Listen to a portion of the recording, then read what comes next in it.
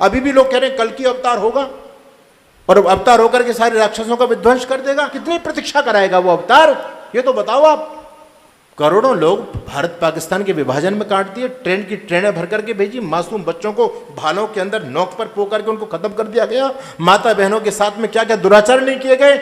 आप बंगाल के अंदर देखो, तस्लीमा नसरीन ने लज्जा ग्रंथ लिखा है, आपकी आंखें शर्मा जाएंगी। अभी बांग्लादेश के अंदर जो कुछ भी हुआ, कितना, बंगाल में देखो, बिहार में देखो, कितना नर पिशाचों का तांडव खुला चल रहा है। अभी भी भगवान अवतार नहीं ले रहा और तुम ये प्रतीक्षा कर रहे हो। कहां गया भगवान का अवतार, क्यों नहीं ले लेता भगवान अवतार? क्या अभी भी भगवान को और कोई बुरी अनहोनी की प्रतीक्षा करनी है क्या भगवान को?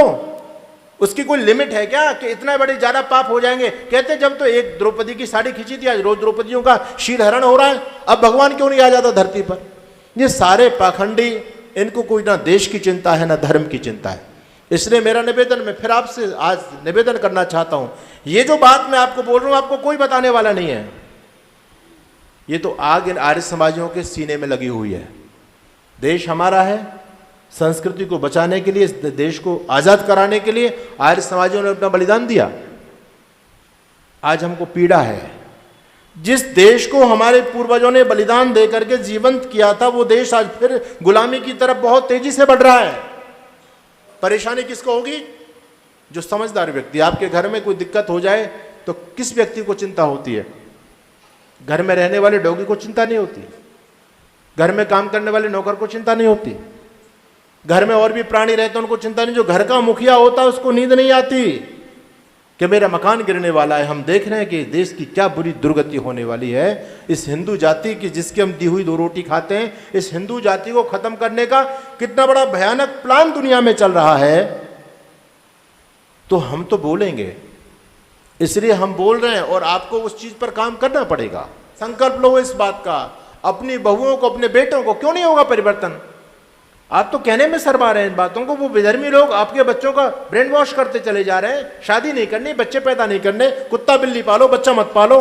वो विधर्मी ये बात तक आपके बच्चों के दिमाग में घुसा पा रहे हैं। आप अपनी बहू के दिमाग में, बेटे के दिमाग में ये नहीं कह सकते बेटा 1-2 बच्चों से काम नहीं चलेगा, कम से कम 4 बच्चे तो होने चाहिए परिवार के अंदर।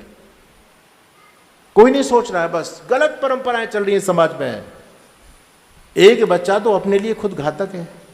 अच्छा, आप धर्म और संस्कृति के बचाने की बात कर रहे हो, और कितने बेईमान हम लोग हैं। एक ही बच्चा हमारे पास में, और हम उस बच्चा को क्या बनाना चाह रहे हैं? डीएम, इंजीनियर, आईएएस, आईपीएस, जज बनाना चाहते हैं। आपका एक ही बच्चा, आप उसको जज बनाना चाहते हैं? ये बताओ, आप कोई भी अपने बच्चे को गुरुकुल में भी भेजना चाहता है क्या? कोई नहीं चाहता गुरुकुल में भेजना। कह रहे संस्कृति बचे, संस्कृति कहां से बचेगी? गुरुकुल में हम अपने बच्चे नहीं भेजेंगे, भगत सिंह बन जाए, दूसरे का बने, मेरा बच्चा भगत सिंह नहीं बने। ये बेईमानी हमारे जीवन में आ रही है। अब ये सोचो, जब गुरुकुलों में बच्चे नहीं जाएंगे तो गुरुकुल सारे ठप, और हो चुके हैं गुरुकुल, अब बंद सारे। जब गुरुकुल नहीं बचे तो आपकी संस्कृत विद्या खत्म, और संस्कृत विद्या खत्म होगी तो वेद शास्त्रों के अर्थों को कौन समझेगा? कौन शास्त्रों को पढ़ेगा? संस्कृति नहीं जानते। और जब शास्त्र खत्म हो गए तो आपकी संस्कृति खत्म। संस्कृति खत्म होगी तो आप खत्म हो गए। पाकिस्तान से आपकी संस्कृति खत्म हुई, आप खत्म हो गए। अफगानिस्तान से आपकी संस्कृति खत्म हुई। इसलिए संस्कृति पर हमला चल रहा है। संस्कृति है हमारी मेन आधार। उस संस्कृति को खत्म कर दो तो वो लोग अपने आप खत्म हो जाएंगे। यही राष्ट्र और देश में यही तो फर्क होता है। राष्ट्र रक्षा की जाती है, राष्ट्र रक्षा। राष्ट्र रक्षा का मतलब देश रक्षा नहीं होती कहीं पर भी।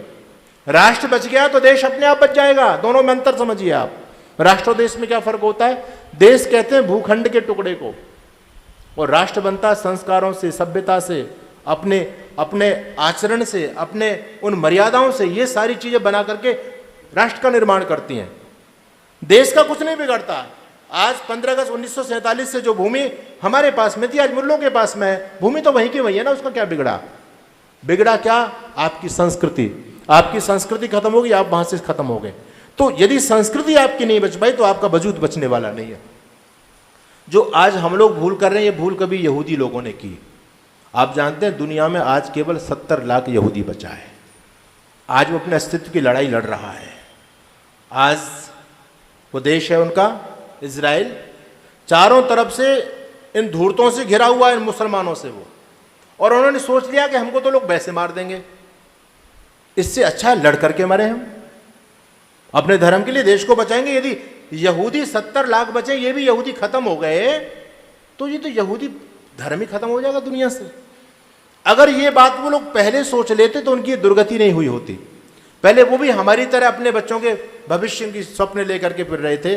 वो भी कहते थे ज़्यादा बच्चे नहीं बनाने, तो हम बना के क्या करेंगे, फिर उनका परवरिश कैसे करेंगे। यहूदी भी इसी मूर्खता पर आ गए थे जो आज हिंदू समाज पर है। वो एक बच्चे पर आ गए और फिर पढ़े लिखे लोग तो बच्चे भी पैदा यहूदियों ने करना बंद कर दिया। लेकिन अब उन्होंने संकल्प ले लिया है कि हमको अपने धर्म को बचाना है, हमको देश को बचाना है। रूस के अंदर सरकार ने नियम लागू कर दिया है कि जो व्यक्ति 10 संतान पैदा करेगा उसको सरकार सारी सुविधा प्राप्त कराएगी।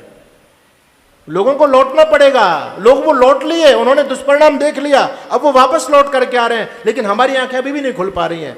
हमारे पास प्रॉपर्टी तो 50 गुना ज़्यादा बढ़ गई, लेकिन प्रॉपर्टी को संभालने वाला है ही नहीं, कोई एक ही है। कहाँ से आपकी प्रॉपर्टी सुरक्षित रहेगी? मानव, प्रॉपर्टी उसकी होती है जिनकी संख्या होती है, जिनके पास में ताकत होती है।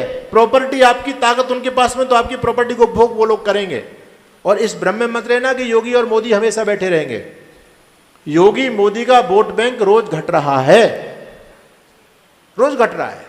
दूसरे लोगों का वोट बैंक रोज बढ़ रहा है। तो कब तक देश में जिसका वोट ज्यादा होगा उसकी सरकार बनेगी? योगी को बना लेना मुख्यमंत्री, प्रधानमंत्री कहां से बना लोगे जब उसका वोट बैंक ही नहीं बचेगा। इसलिए निवेदन आपसे है कि संगठित होकर के काम करो, संकल्प लो। अपने घरों के अंदर एक बच्चे से काम नहीं चलेगा। अरे एक बच्चा तो कम से कम राष्ट्र के लिए होना चाहिए, एक अपनी सेवा के लिए रखो, आप राष्ट्र के लिए भी तो चाहिए। अच्छा, आपका एक बच्चा डॉक्टर बना दिया, आपने अपने पास रख दिया, फौज में कौन जाएगा, पुलिस में कौन जाएगा? फौज पुलिस जब इनके हवाले होगी तो तुम्हारी कोठियां सुरक्षित हैं क्या, बताओ? हमने तो अपनी सुरक्षा भी उन दुष्टों के हवाले कर दी। यानी चूहों के रखवाली पर आप गेहूं कर दोगे तो चूहा गेहूं की रखवाली करेंगे या उसको खाएंगे? तो पहली बात रिश्ते बचाओ, दूसरी बात व्यापार बचाओ।